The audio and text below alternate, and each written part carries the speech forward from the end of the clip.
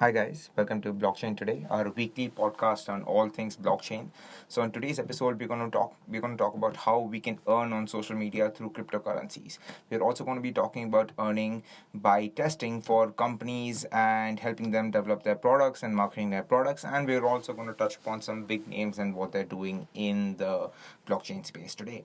So let's start with earning on social media. Now, this is something that is revolutionary and disruptive because social media has been such a big beast that it has pretty much consumed all businesses and most of the marketing that goes on today.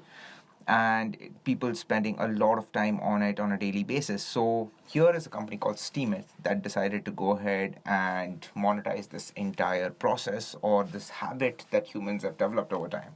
So it's pretty much similar to all of the social media platforms where everyone is free to join. They can go ahead and like or dislike posts, they can share posts and even upload them on their own basis.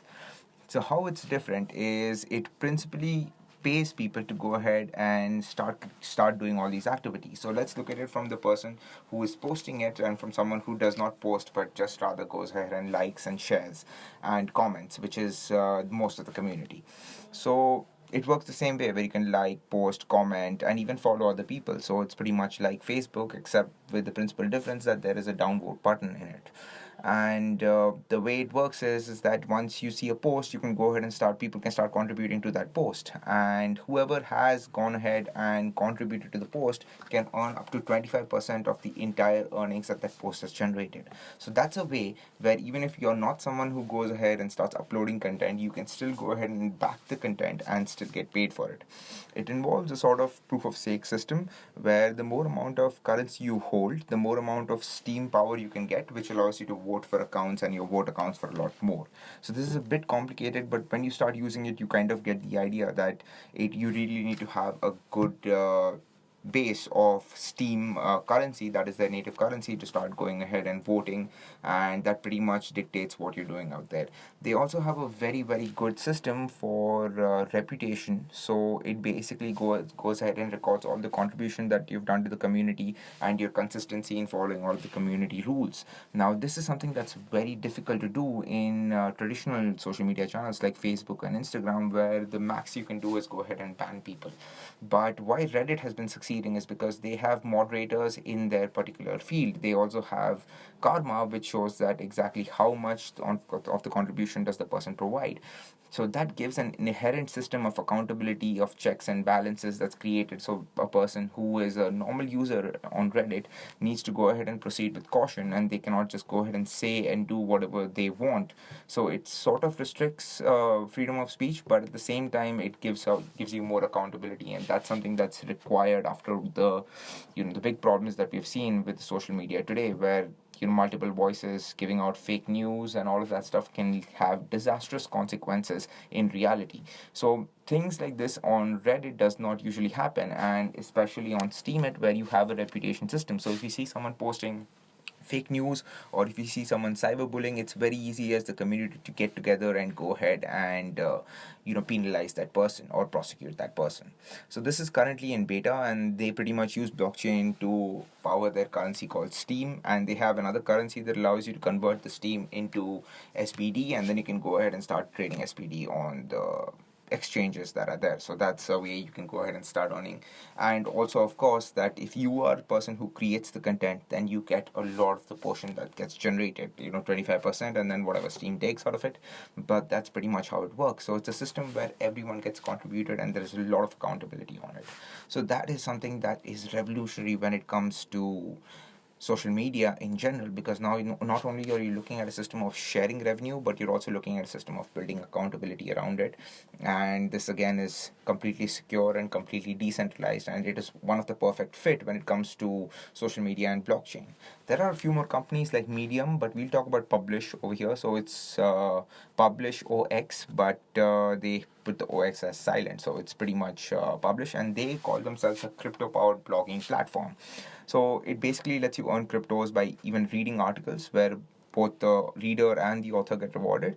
You can also become an author or a blogger, so that is free and that's up to you. So if you want to go ahead and start posting, you can start posting, but you can also just get rewarded for reading or spending time on the site. Basically, as you share articles, you can get up to like 5% of the tips that the audience give you in terms of contribution. So if I share a blog that I like and there's $100 that goes into that particular article from my share, I can earn $5 out of that.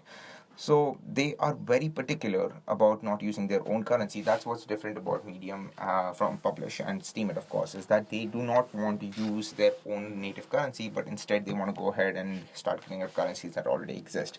Again, this is in beta, so they haven't really dictated how they're going to do that.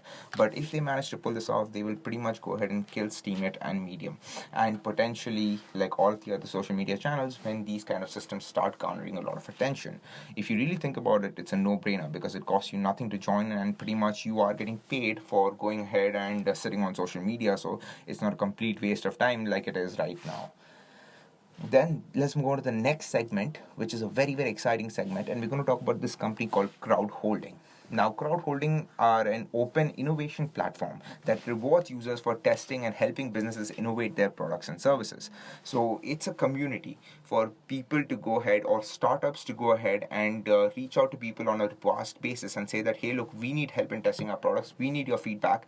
And the community itself is a system where it can allow people to go ahead and start giving coins out of that. Especially they have their own currency, so it's called YUP, and it's native. So that's pretty much how the payment system works, where a startup can go ahead and purchase a little bit of YUP and then start paying the people who are testing for them.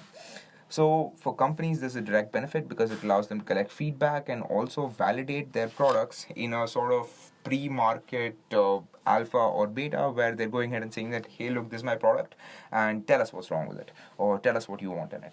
So that's brilliant.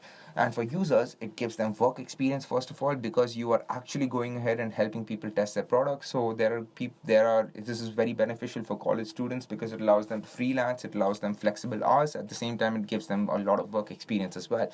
And also, of course, for university students, they get a chance to earn in cryptos, and they even get early access to all of these products and services that come into play. So it's a threefold benefit for users.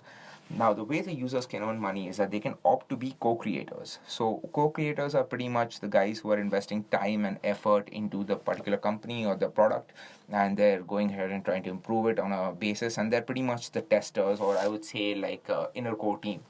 Or you can choose to be a bounty hunter, and bounty hunters are pretty much marketers or influencers who say that, hey, look, this is the product, why don't you guys come and test it out, and you can come onto this platform and check it out. So it works in two ways, where either you can go ahead and start testing the products, or if you have a large enough network, that you can go ahead and leverage that and bring those people onto the platform to help the companies test out their products and services. So it's really, really great to see that they've given like all of the systems, and they've trying to leverage all of the personal networks and the personal knowledge that the people have to benefit these companies directly.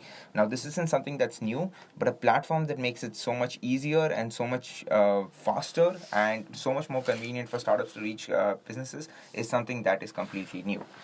They also offer a host of services because, like I said, that they are a community. So they offer a host of services, startups like digital marketing, ICO marketing, community management, analytics, and a lot more. Even legal services up to a point have been supported by them. And they're a fully fledged blockchain support platform. So that's something that's beautiful because they are focusing on building blockchain technologies. They're going ahead and disrupting the way people go ahead and conduct focus groups or do market research or even market validation. So this is beautiful, and we should have a keen eye on these. So let's move on to the last segment, and those are the few big names that have come up. So MasterCard is one of the biggest names that's come into blockchain, and for most of you who do not know, MasterCard is a rival of blockchain. Blockchain is planned to replace MasterCard, but what not a lot of people know this is that MasterCard themselves have over 30 blockchain connected patents, and right now they're developing a payment system that focuses on instant transfers and guaranteed records. So now this is open to debate whether they're going to adopt Bitcoin or whether they're going to go ahead and bring in their own native token, and I think it's more towards going ahead and bringing in their own native token, because you can see this kind of trend that happens with Binance, for example. Binance was just an exchange. It started supporting different currencies at the start, and finally it's come out with its own coin, which is pretty semi-stable, and people are actually looking at it in terms of a sizable investment. So this is something that MasterCard could bring into play, where they say that, okay, look, we are using the blockchain technology to make sure that our transfers are secure, and the secondary part is that they'll have their own token, which gives them a little bit of control over the entire process. So that is something that we should be looking at, where MasterCard, and if MasterCard does, then Visa will also follow as well. But what is really key in here is that their focus on bringing in blockchain technology is on instant transfers. So they believe that blockchain has the ability to reach the scale that MasterCard current and Visa currently have, that is over 100,000 transactions per second. Now, when you look at things like the Lightning Network, which has a theoretical speed of about 500,000 transactions per second, then you can see that why this exactly is making sense for these guys, because now it's not only faster, it's also more secure, and it becomes a no-brainer for these guys to start implementing this technology. And obviously, inherently and inevitably, it will reduce their operational costs as well.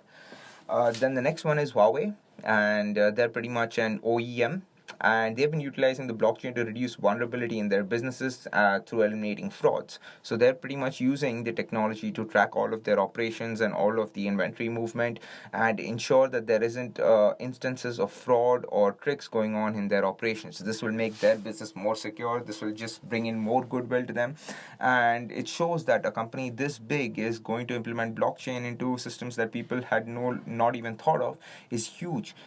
We should not be surprised if Huawei comes out with a blockchain-enabled or a crypto-enabled, crypto-friendly phone in the upcoming, few months, because we've seen big names like HTC and Samsung pull that off already.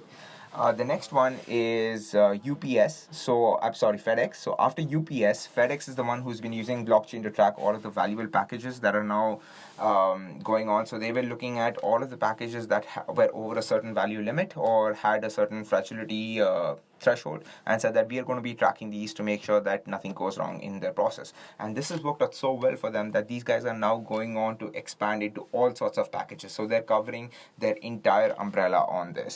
Now that is brilliant, because now these guys have also realized that, hey, look, all of our competitors are moving on this and we have to get it right now. Especially UPS has done a lot, in fact, come out with their own platform. So FedEx is a little bit behind, but at the same time, it doesn't take too long to implement the blockchain technology, just the ecosystems around it. So this is a very exciting space, and let's see what happens. So thanks, guys. Thanks for listening to our podcast today, and we'll be back next week. If you like this, please like and subscribe and hit the bell icon for notifications, and we'd love to hear your comments down below on what you want us to be talking about next and what you want to hear about. And if you have your own ideas, we'd love to hear them as well. So take care, guys, and I'll see you next week. Bye bye.